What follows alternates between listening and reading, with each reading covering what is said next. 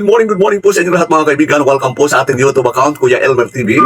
At siyempre po ngayong umaga po ay ating pag-aaralan ang salita na po ng ating Panginoon. Bago po yan mga kaibigan kapatid, baka hindi pa po kayo nakasubscribe sa ating YouTube account, pakisubscribe naman po, pakiclick the bell button. At siyempre po mga kaibigan, follow na rin po sa aking YouTube. Click and subscribe and follow na rin po. Ayan mga kaibigan, ang pag-usapan po natin ngayong umaga po mga kaibigan ay patungkol po sa paglago ng ating pananampalataya. Paano po natin malalaman ang isang Kristiyano kung siya po ay lumalago sa kanyang pananampalataya? Mga kaibigan kapatid, ang sabi po ng pangalawang Pedro 3:18 ESV Bible version.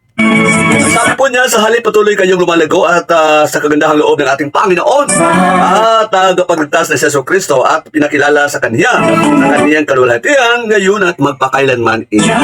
Sabihin po mga kaibigan, ngayong umaga pag-aralan, ngayong araw po pag-aralan po natin ang salita ng Diyos at paglago ng isang mananampalataya sa Kanya. Yes mga kaibigan, paano po ba natin malalaman ang isang Kristiyano kung siya po ay tunay lumalago sa harapan ng ating Panginoon? Siyempre po mga kaibigan, ang banal na kasulatan po ay nagtuturo po sa atin kung paano ang isang Kristiyano na lumalago sa kanyang pananampalataya po mga kaibigan. Paano natin malalaman ang isang Kristiyano kung siya po ay lumalago sa kanyang pananampalataya?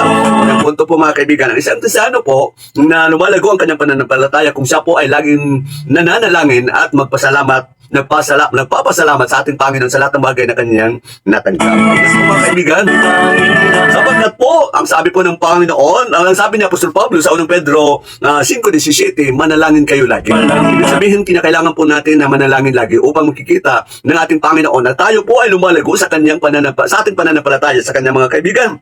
Mahalaga po yun. Siyempre po mga kaibigan, alamin po natin, dapat natin malaman na ang ating kaaway po, ang diablo po, ay laging naaligid sa atin na parang leon na umuungal. Ito pa ang sinabi sa unang Pedro 5:8. Maghihanda kayo sa maghihanda kayo at huwag bantay. Ang diablo na inyong kaaway ay parang leon na umuungal at umaaligid at naghahanap ng malalapay. Sabihin tayo po ay magiging mapagbantay sa ating mga sarili, sa ating pananampalataya kasi ang diablo po ay laging nariyan at naghahanap ng kanyang malalapang po mga kaibigan. Mag-ingat po ang bawat isa po sa atin.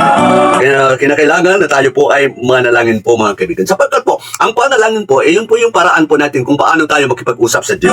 Ayon pa sa Jeremiah 33:3, call unto me and I will answer you. And I will tell you the great and hidden things that you may have known.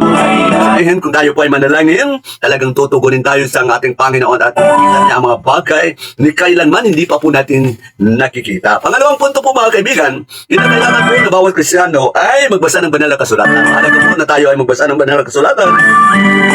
Sabi niya sa Revelation 1:3, pinagpala at ang binabasa ng aklat na ito at ang mga nakikinig na propesiya na ito at tumutupad at nasusulat sapagkat nalalapit na ang panahon. Hindi po mapalad po ang lahat ng bumabasa po ng banal na kasulatan. Siyempre po mga kaibigan, lahat ng nakikinig. Kaya mahalaga po na magbasa po tayo at ipangaral po natin ang salita ng Diyos. Para po makita po tayo na tayo po ay lumalago sa ating pananampalataya. At siyempre po, pangatlong punto po, makikita natin sa isang Kristiyanong lumalago, siyempre po, hindi po lumiliban yan sa mga pagtitipong Kristiyano.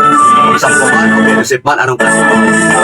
Lagi pong present po yan, hindi po talagang lumiliban. Kaya mahalaga po, sa Hebrews 10:25, sinabihan talaga na lahat ng mga Kristiyano ay dapat hindi lumiliban sa gawain ng Panginoon. Kaya mga kaibigan kapatid, tayo po ay totoong Kristiyano, hindi po tayo lumiliban ng anumang uri ng pagtitipong Kristiyano.